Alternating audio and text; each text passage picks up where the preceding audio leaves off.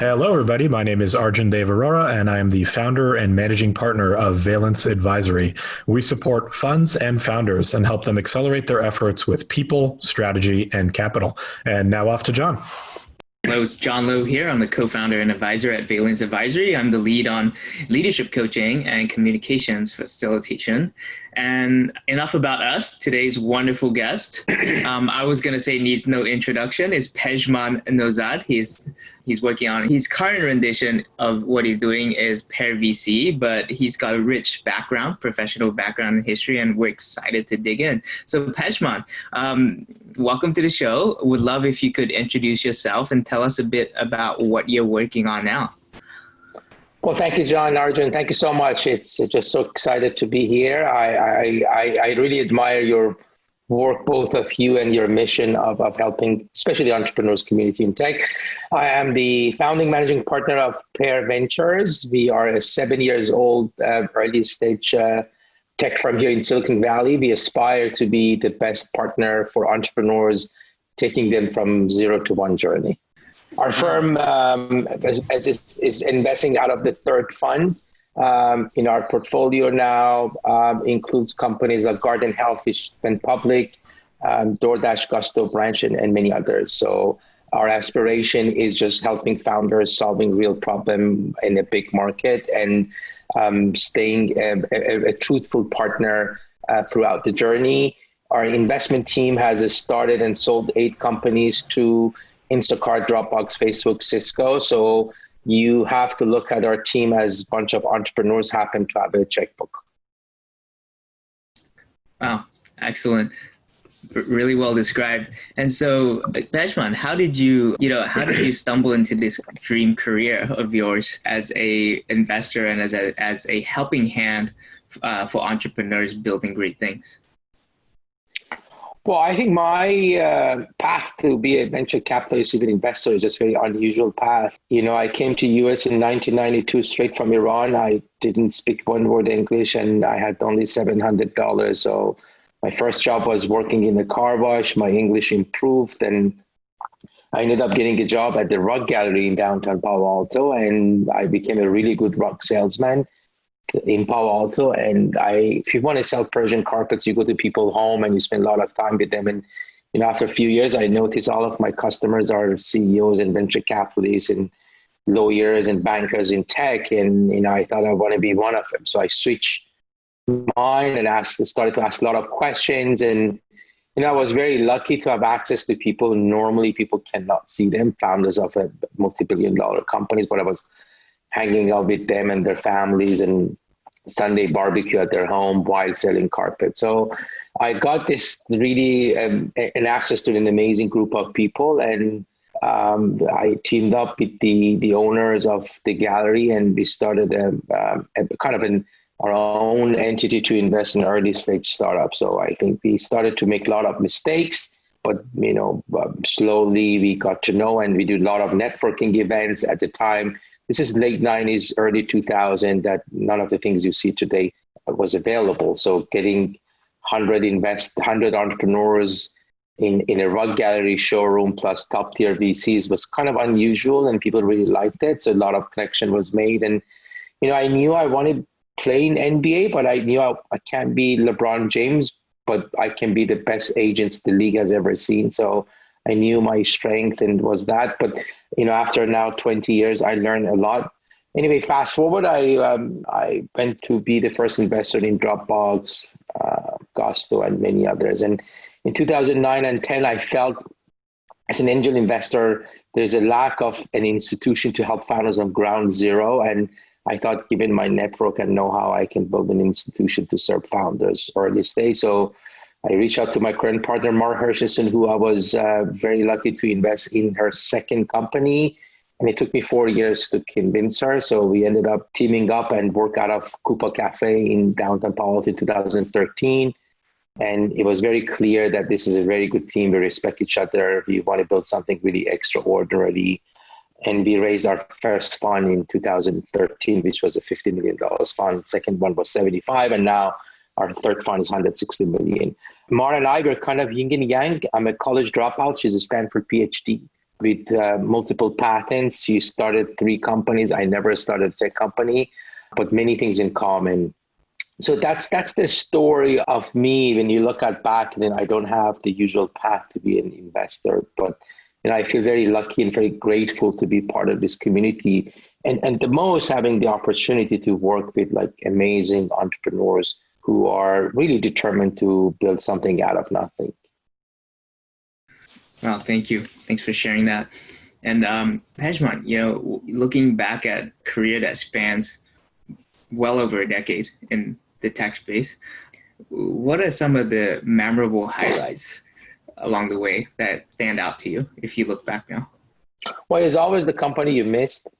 It's always the highlights. It's looking back and really learn. I had the opportunity to put in Series A company of Facebook. It was actually down to the wire. So it was the exact cent, and they passed on it and a few others. So you always learn about that. But the highlights is actually the whole journey. I just don't think it's just one particular event. If you look back, and the opportunity I had here to be part of this community is just the highlight of my life and my career. And, obviously building my family, and my children are well educated now and went to best universities. And I think that's the highlight of the whole career and being here. But, I just don't think life is just in particular event. It's just the whole journey. It's just the whole days after days. And I looked at it as one package. Thanks for sharing that. And, I've been meaning to ask for a long time. I've never actually had the opportunity, but how did you come up with the name Pear for a venture capitalist firm?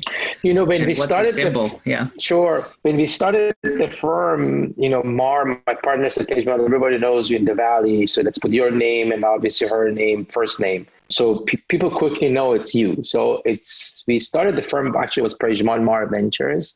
We never want to have our name at our door. So we thought we're going to build an institution that lasts both of us, and we want to bring partners. So we were always uncomfortable having our names at the firm. And we searched around a lot. I always thought entrepreneurs are like fruits. You need soil, you need water, you need farmers. And I thought if we can find the name of the fruit, it would be great. And I thought pomegranate is the right name because it has a lot of seed. You're seeding companies. But we figured that the entrepreneur, it's overused, it's hard to pronounce and spell and so on. So we hired an amazing woman to do branding and finding the name. And she interviewed all of our founders. And I said, listen, if you're looking for the names, you find the name of the fruit, let us know. And she came back and said, we talked to all of the founders, and it seems you're pairing with entrepreneurs a lot. So it's a pear. And if you misspell it, it's pear, and it's a fruit. So if you love the name, and then we figured out the PE could be Pejman, the AR Mar. So it's a combination of everything there. At core was like philosophy about entrepreneurship and starting something from the ground, which is a fruit tree. That's beautiful. That's a beautiful story. Lots of double meanings there. Pear, yes. Pear. Wow. And, having been in the profession of investing for some time now, Pejman, is the reason you got in still the reason you stay doing what you do? And what is that reason? What keeps you involved, motivated, inspired to continue to do what you do?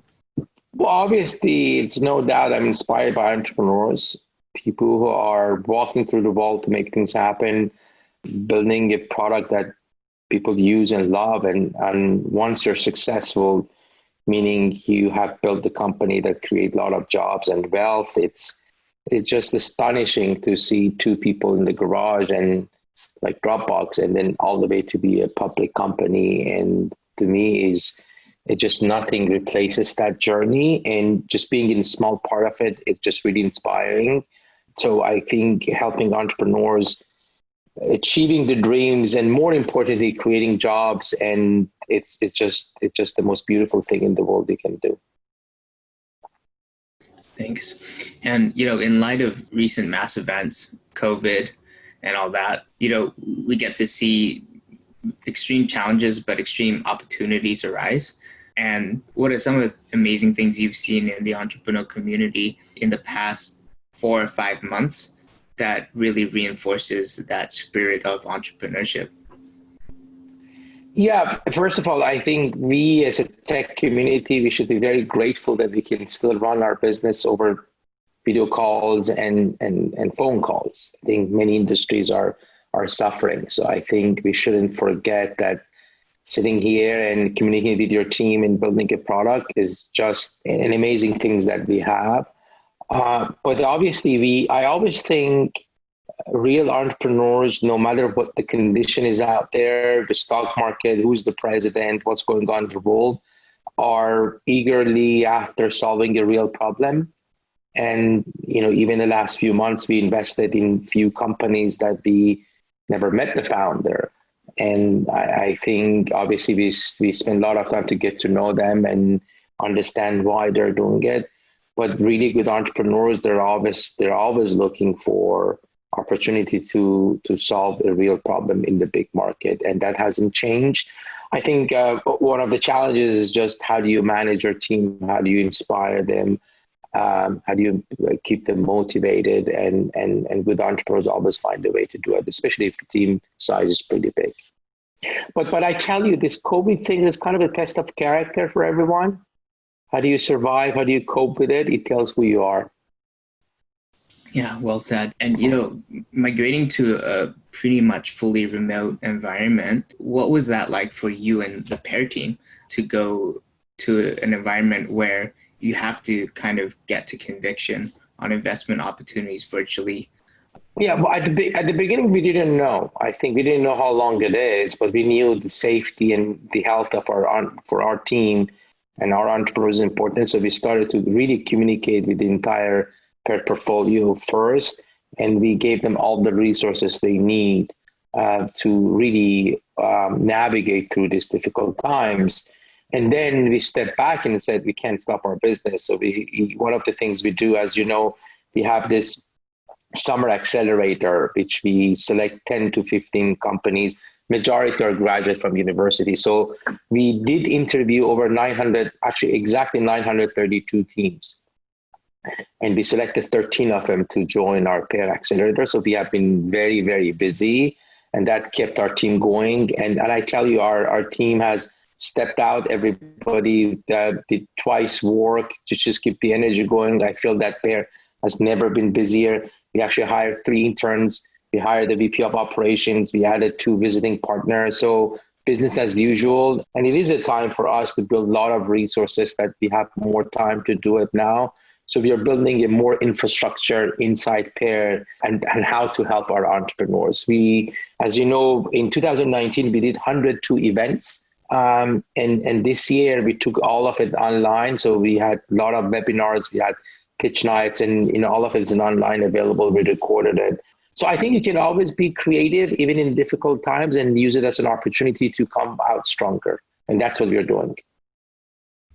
Yeah, that's great. And I know you obviously care very, very deeply about supporting entrepreneurs and founders through their journey. What are some of the ways in which you have supported founders, or that you continue to support founders through the Pear platform today? Well, obviously, it's the fact that our team has been entrepreneurs, so we have been in their shoes multiple times. When we invest, the very first thing we do, we sit down with the founders, we come up with the plan for the next 24 months. Obviously, some of our founders are second or third time entrepreneurs and they know how to do it, and we are supportive, but some of them is the first time to do it. So we put this operations plan for the next 24 months and we reverse engineering it to today. And what does it need to do? Be there in 24 months in terms of hiring, capital you need, go to market, and product market fit. So it's just all hands-on involvement. But obviously, there's a lot of other stuff that our team does in hiring, recruiting. And the good things about Pear is once you become a Pear portfolio, you become part of a much bigger family. There's a lot of interaction and communication with our portfolio companies. And I tell you, this business is sometimes it's the chat over or walk and just making sure they're mentally fine. It is a roller coaster. I mean, you wake up in the morning, you think this is the best thing you do in the world. At noon, you think you should back go to Google. So I think you need to be there for them, to just making sure that they can go through the challenges of building a company, especially early days, is not easy. Thank you. And so in your community, you find that you've created a pretty good space where, entrepreneurs can talk about the things that they otherwise would be afraid to share, or like might feel ashamed to share it, and somewhat normalize it for them. That making, for example, making hiring mistakes is totally natural, and going through this roller coaster is not a sign that something's wrong with you. Yes. Yeah, that's obviously true. I think sharing a lot of the learnings and the mistakes we did as an entrepreneur, our team, is very valuable to them. Mar started 3 companies, and obviously she had great time. She made mistakes, same as the other partners I have. Ajay the same, Niels and Arash and Lucy. So sharing those experiences and telling them they have gone through these difficult times, I think it's just very supportive of entrepreneurs, especially early days. Thank you. And one of the things you mentioned earlier, which I found interesting, was you had never been a tech entrepreneur, tech founder, so to speak, although you did found Pear.VC. Yes. And maybe this is something that's a bias in the community, but a lot of people don't have the immediate thought that if you raise a venture fund, you are entrepreneurial. You are starting something. You have to convince people to give you capital. You have to demonstrate how you're going to give them upside and de-risk it at the same time. So throughout this journey yourself, what have you really learned about yourself throughout, from starting a fund, running a fund, raising multiple funds, and supporting entrepreneurs along the way? Because I'm sure, based on our experience of you, Pejman, you're very self-aware, honest with yourself. And so we would love if you could share a bit about that learning journey with the audience. Yeah. Well, I think if I have one DNA very much in common with Silicon Valley, is just this insane amount of optimism. For me, everything is possible. Mm-hmm. That's why I went from rock salesman to the venture capitalist. If I was not optimistic, I would have never even started to even think about it. That, okay, how can I become part of this community? So, and same thing with Silicon Valley. I think what sets apart, when I say Silicon Valley, is just the entire tech community. It could be in New York. Just tech community, especially here, is this idea and philosophy that everything is possible. Let's figure out how. Nowhere in the world is like it. So I think for me is everything is possible. There's no ceiling. It's always with me. And that's what drives Pear also, even from day one. That's great. Thank you. And as you look into Pear, into the future, you've obviously had some tremendous success with subsequent funds being raised at, larger dollar amounts and continuing to back incredible companies. How do you think about the next 10 years or the next 3 funds as you look forward for this institution that you're building? We have one goal with Pear, and that is the best seed fund ever existed. And we know the bar is very high. I know the performance of the fund. We're not there yet, but we wake up every morning, think about it. And the only way we can do it is just building an exceptional team at Pear and partnering with exceptional entrepreneurs. We want to be number 2, we just want to be number 1, and that's our goal. Nice. Thank you. That's very clear. And Pejman, we've had probably a good 20 minutes with you, a wonderful 20 minutes with you, and you've shared a lot of great insights. Is there anything else you would like to share that perhaps we didn't cover over the course of these 20 minutes? Well, I think I encourage entrepreneurs to have a global view. I encourage entrepreneurs to think about outside where we are. Some of the best entrepreneurs I've ever worked with them, they invest in themselves. I remember we have a program that we take top 20 CS students every year, and then we help them build companies, build products, and we don't take any equity. It's kind of a social club for hackers. And every year we invite a CEO to have a chat. And first year, I think we took a group to Dropbox headquarters to have a fireside chat, private fireside chat with Drew, the founder, co-founder, and CEO. And one of the students says, Drew, when you started the Dropbox, you were just a hacker. And now you're on the path to take the company public. How do you went from a hacker to become a leader of a few thousand people? And a company this large? And he said, I read books. I said, I invested in myself and I read a lot of books. In fact, he has like a list of 13 books. It's online. If you search it, Drew Houston's book recommendation is there. So, and I've seen the best entrepreneurs, they grow with the company building it. I learned a lot of people can build product, not many people can build companies, and people who build companies, they pay a lot of attention to other stuff, other things other than building the product. And one of them is just, how do I grow with my company? So I encourage the founders think about educating themselves, investing in themselves, surround themselves by great people who can give them advice. Wow, brilliant. And just so we're running out on time, if someone wants to get in touch, if an entrepreneur, a serial entrepreneur, first-time entrepreneur wants to discover more about Pear and get involved, what would you recommend they do? Well, I think they should reach out to us. Obviously, we respond to anybody, but if they find somebody who knows us, it's better. Always recommendation comes. And I think that's the first part of an entrepreneur. How do you get to know to somebody? It's, if you cannot find me, how do you want to hire an engineer from Google to come and join you when you have nothing? Yeah. So it's kind of a test. Great. That's Thanks, great. Pejman. That's a great place to leave it. Thank you so much, Pejman. Really appreciate it. Well, thank you. I really appreciate it. This was a great conversation. And, congratulations to do these things. I think it's very meaningful what you both are doing. Thank you.